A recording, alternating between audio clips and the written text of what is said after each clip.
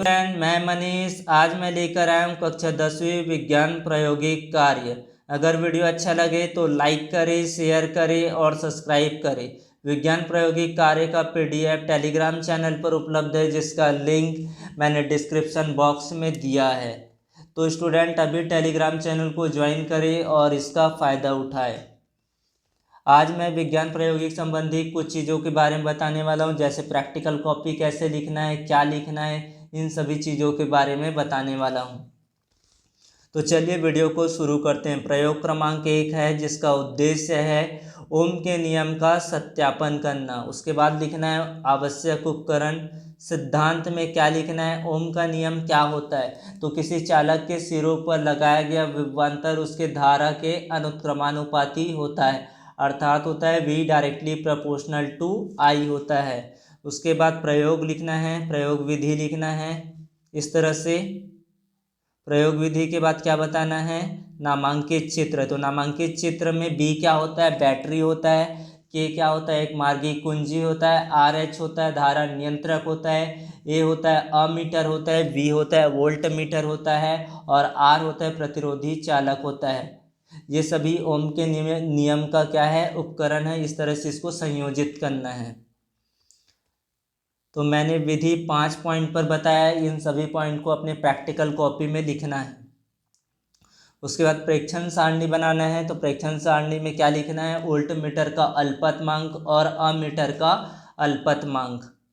उसके बाद प्रेक्षण सारणी में क्या लिखना है, अमीटर का पाठ्यांक, वोल्ट मीटर का पाठ्यांक और V और I का अनुपात कितना होगा, और V और I के बीच का ग्राफ क्या होगा उसके बारे में बताना है।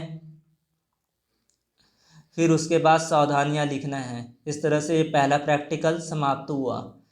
दूसरा प्रयोग है समतल दर्पण की सहायता से परावर्तन के नियम का सत्यापन करना। उसके बाद लिखना आवश्यक उपकरण।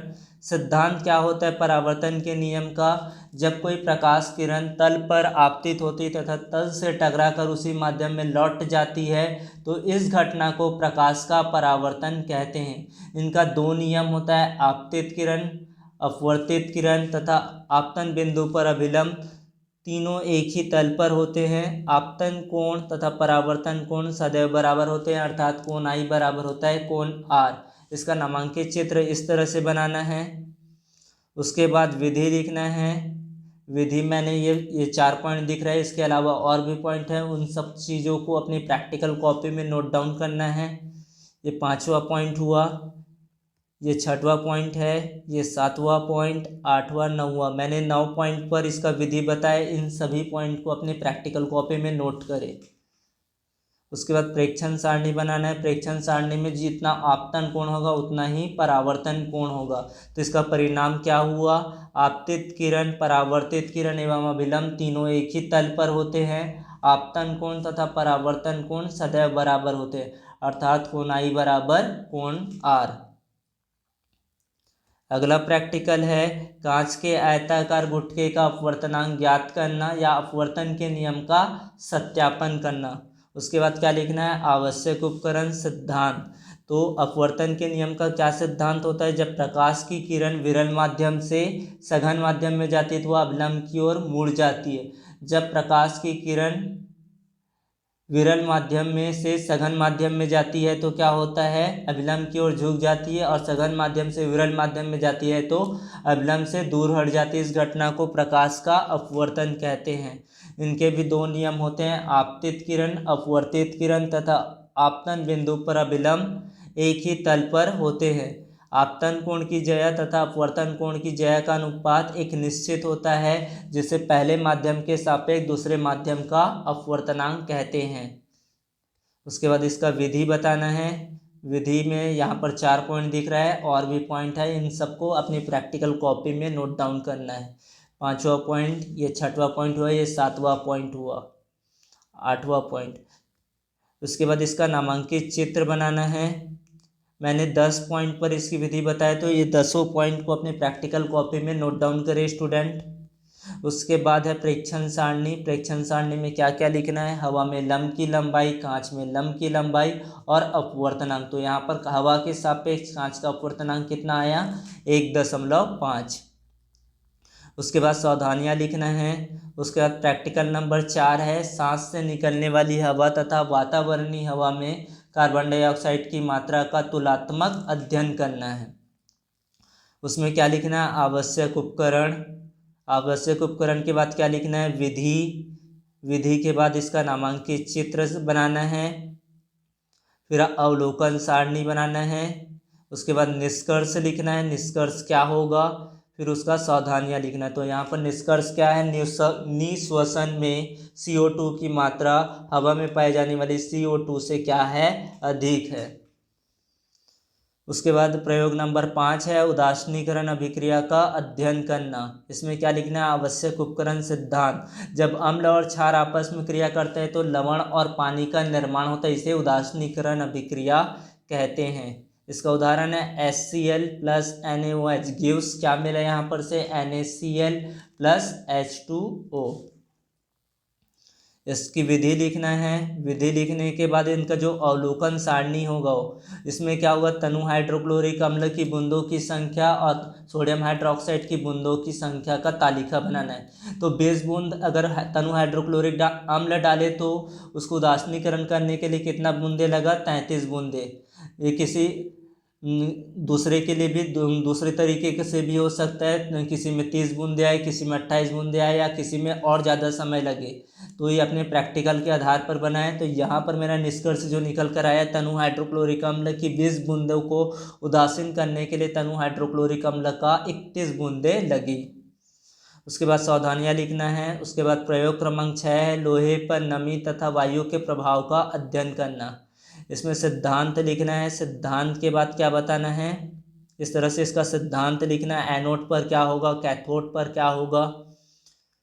उसके बाद प्रयोग विधि लिखना है, इस तरह से इसका प्रयोग विधि बनेगा। उसके बाद इसका अवलोकन सारणी। तो परख नली का क्या हो गया, धुंधला हो गया, निष्कर्ष निकला यहाँ पर जंग लगा हुआ था। परख नली ख क्या था, हल्का जंग था वहाँ पर। और परख नली ग में क्या था, चमकीला दिखाई दिया। इस तरह से इनको लिखना है। उसके बाद निष्कर्ष लिखना है। निष्कर्ष के बाद सावधानियाँ बताना है, इस तरह से इसकी सावधानियाँ लिखना है। प्रयोग क्रमांक 7 में अपने को बताना है कि मुख की लार द्वारा मंड पर होने वाली क्रिया का परीक्षण करना। आवश्यक उपकरण, उसके बाद विधि लिखना है। विधि लिखने के बाद इनका जो निष्कर्ष आया उन सभी चीज़ों के बारे में बताना है। तो निष्कर्ष यहाँ पर निकल कर आया कि परख नलिका और परख नलिका में किसका घोल आयोडीन डालने पर नीला या काला रंग हो गया।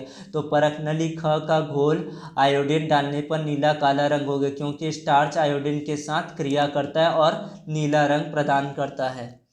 आपने देखा परख नलिका का घोल आयोडीन के साथ नीला या काला रंग नहीं देता, आपको क्या लगता है ऐसा क्यों हुआ? क्योंकि परख नलिका में क्या होता है, स्टार्च यानी कि मंड का पाचन हो गया तथा स्टार्च आयोडीन के साथ ही क्रिया करके नीला या काला रंग देता है। यह लार मंड की क्रिया के बारे में क्या दर्शाता है, यदि हम स्टार्च में लार मिलाते हैं तो लार में मौजूद लार एमाइलेज धीरे धीरे स्टार्च पर क्रिया करता है और इसे माल्टोज में बदल देता है। उनके बाद इनकी सावधानियाँ लिखना है। प्रयोग क्रमांक 8 है, प्रकाश संश्लेषण की क्रिया में निकलने वाली गैस की पहचान करना। इसका आवश्यक उपकरण, उसके बाद विधि लिखना है। विधि को इसको 2 से 3 घंटे तक इस प्रैक्टिकल को किया जाता है। उसके बाद इसका निष्कर्ष निकल कर आता है। इस तरह से इसका नामांकित चित्र बनेगा, अच्छे से देख लेना। अगर ना देखे तो इसको PDF कॉपी से देख लेना। उसके बाद अवलोकन में क्या क्या लिखना है अपने को, क्या अगरबत्ती तेजी से जल उठी? तो हाँ, क्योंकि ऑक्सीजन गैस क्या होता है, जलने में सहायक है। यदि हाँ तो परख नली में कौन सी गैस इकट्ठा हुई, ऑक्सीजन।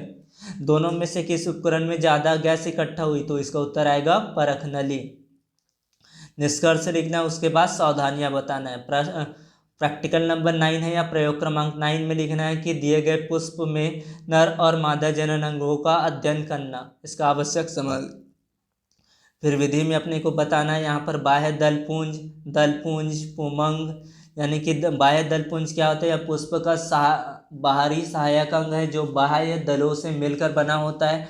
ये हरे रंग के होते हैं, रंगीन होते हैं, इन्हें दलाप कहते हैं। दलपुंज क्या होता है, दूसरा सहायक अंग होता है।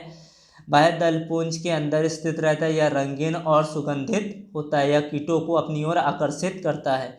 पुमंग होता है या नर जनन अंग होता है जिसे पुंकेसर कहते हैं। इसका जो चित्र है वो इस तरह से बनेगा, इस तरह से इसका चित्र बनेगा। इसको अच्छे से बनाना है अपनी कॉपी पर।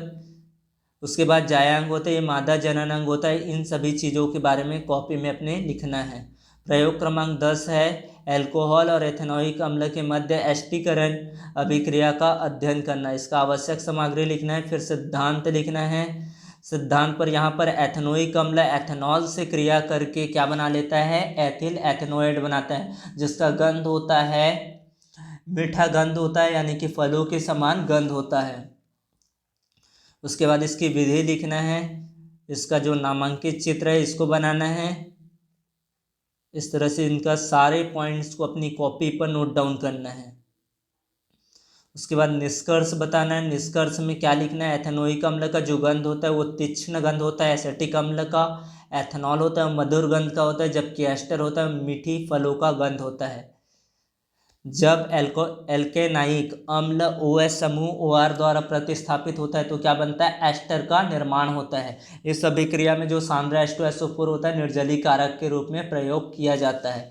सावधानियां लिखना है। इस तरह से अपने 10 प्रैक्टिकल को अपनी कॉपी पर नोट डाउन करना है और अपने स्कूल पर चेक कराना है। अगर वीडियो अच्छा लगे तो लाइक करें, शेयर करें, सब्सक्राइब करें। Thank you.